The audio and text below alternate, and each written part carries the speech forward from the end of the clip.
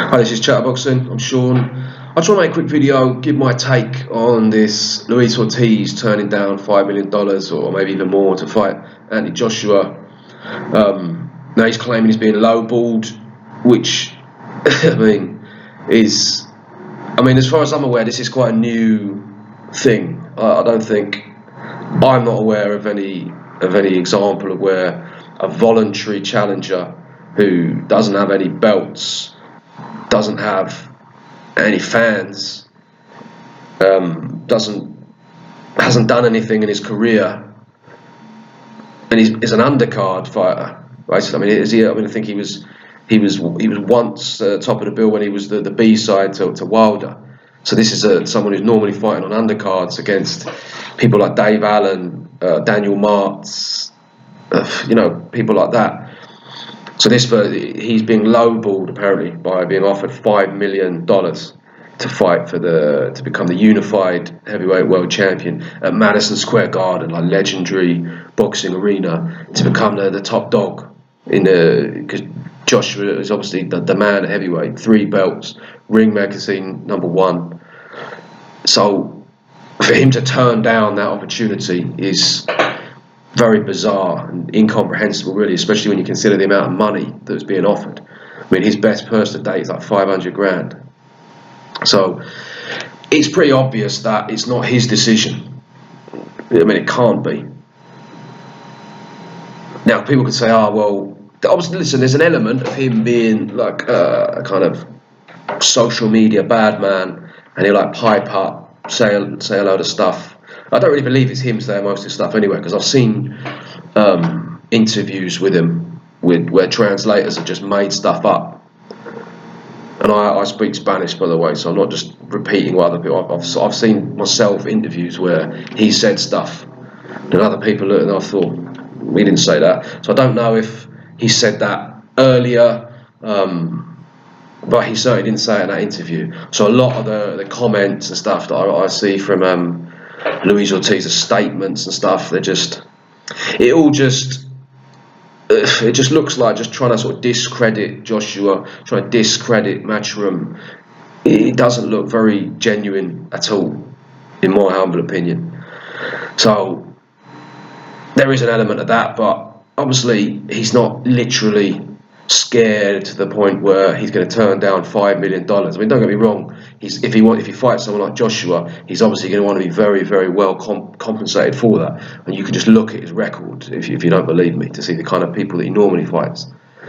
But with that money on the table, he's obviously going to take it, isn't he? If it's up to him.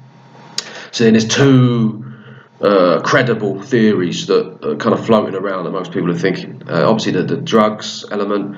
Is he confident he's going to pass a drugs test?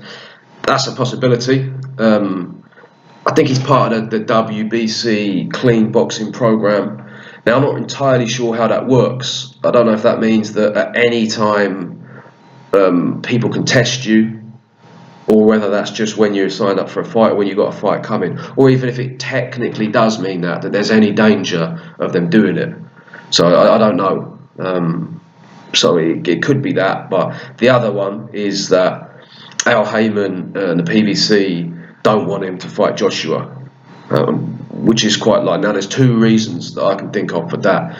Now, firstly, they don't want the event to be a success. Eddie Hearn, DAZN, obviously direct competitors to them, just come into the market. Anthony Joshua's come into Madison Square Garden, sold loads of tickets. They don't want that to be a big splash and make a load of noise.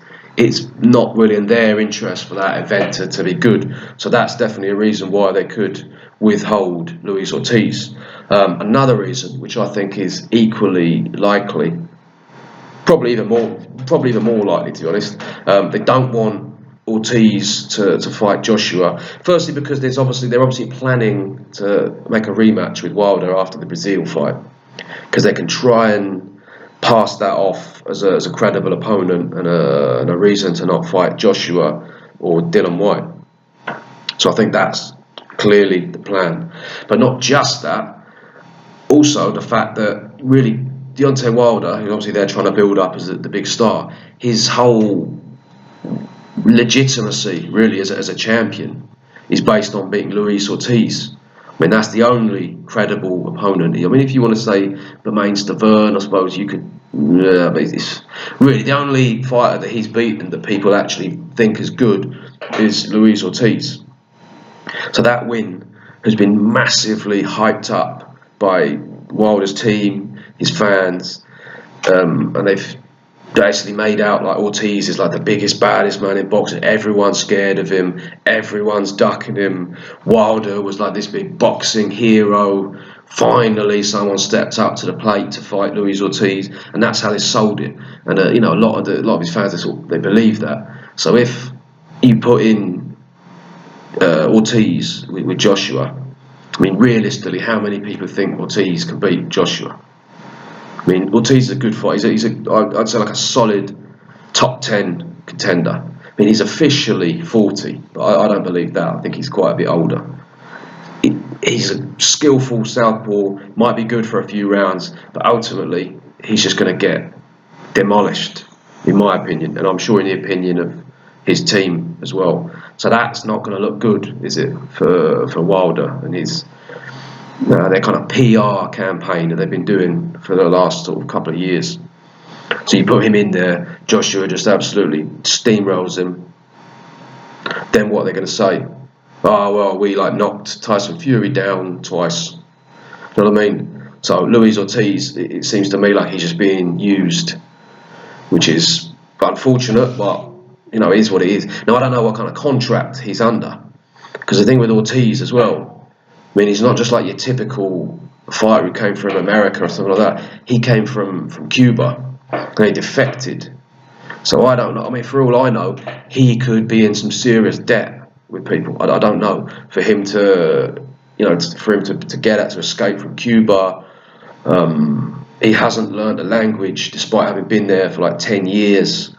So that in itself, he's in a sort of quite a weak position. He's not really able to do that much for himself. He's quite dependent on other people. So it is unfortunate. I do feel a bit bad for him. He comes across like a pretty decent bloke, Ortiz, but he's in the situation he's in. So they're gonna obviously make that rematch with Wilder. So it'll be interesting to see what he gets paid for that, seeing as 5 million was apparently a low ball. And Ortiz, now I don't know if Ortiz, people are saying he asked for 10 million. I'm not sure. I mean, hopefully that will all be confirmed and out in the open soon enough. But I wonder how much he's going to ask to fight Deontay Wilder. And when they do make that fight, then I wonder if these reporters over there are going to really force the issue and try and find out how much. Because 5 million apparently was a massive low ball offer, and it was the typical kind of social media statement I've seen from the team, they got quite sort of shitty about it, as if they're really above that. And so, we'll see. Presumably, like Deontay Wilder and his team are going to pay him a lot more than that, which is going to be, I don't know. I mean, how are they going to do that? They're going to be able to put that on pay-per-view. Think people are going to buy that? I mean, I think probably they'll have to put it on normal TV like they've had with Dominic Breazeale. I mean, how are you going to sell Wilder against Ortiz now when Ortiz has just blatantly ducked a fight against Joshua? I mean, you could have tried to sell it before as like, oh, these two are sort of, the only people with the bollocks to fight each other. Everyone else is ducking them, but that obviously has just been completely exposed now, hasn't it? So we'll see. I mean, it's a shame because I would have liked to have seen a fight. I don't think it's that competitive, to be honest, but I think it'd be interesting for a few rounds, and then I think he'd just do a demolition job on him. But Ortiz would have been well paid. It would have been a credible name for Joshua on his American debut. So now, I mean, you've got what are they talking about? Michael Hunter and Andy Ruiz. I actually quite like Andy Ruiz. I think he's Joshua doesn't always do that well against short fighters. I actually think Andy Ruiz potentially. I'm not saying I think he'd win. I'm not saying I think it's like a real challenge, but I do think that would be quite interesting. Now, Michael Hunter, I haven't seen that much of him. I've seen him fight against. I've seen him a bit against Usyk and against what's the other bloke? The big Russian, Ustinov. I saw him against. He looked pretty good against Ustinov. He looked quite good against Usyk. I mean, that's probably probably gave Usyk as good a fight as anyone else has. So he looks pretty good, but he's he's been at heavyweight now for about 3 fights, so he's not. So he is kind of accustomed to it, but I don't think he's had that many fights. I think he's got potential. Personally, I'd like to see him develop a little bit more before going in there with someone like Joshua. I don't think he can beat Joshua down the line. I don't think he can either, but right now, like, no chance. Andy Ruiz, for me, would be more of a competitive fight, because Andy Ruiz, I say, he's quite small. So when we fought Povetkin, I'm not saying he's as good as Povetkin or as hard a puncher, but that sort of style, that, you know, when he's a bit short, kind of come under.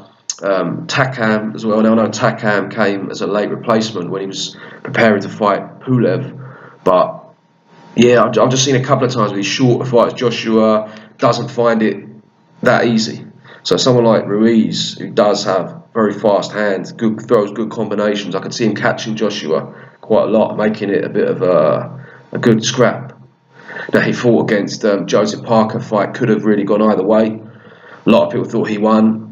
I can't really remember. I think I personally gave the edge to Parker, but it could have gone either way. So, and Parker gave Joshua one of his more competitive fights. So, yeah, if the Andy Ruiz fight gets made, I think that would be a more competitive fight than Luis Ortiz, in my opinion. But yeah, we'll see. There's not really that much more to say, is there? Ortiz has just blatantly ducked the fight. Now, possibly that could change. They could make another offer to him, and who knows, but I don't think so, for the reasons I've said in the video. So that's it anyway. Let me know what you lot think. Thank you very much for watching.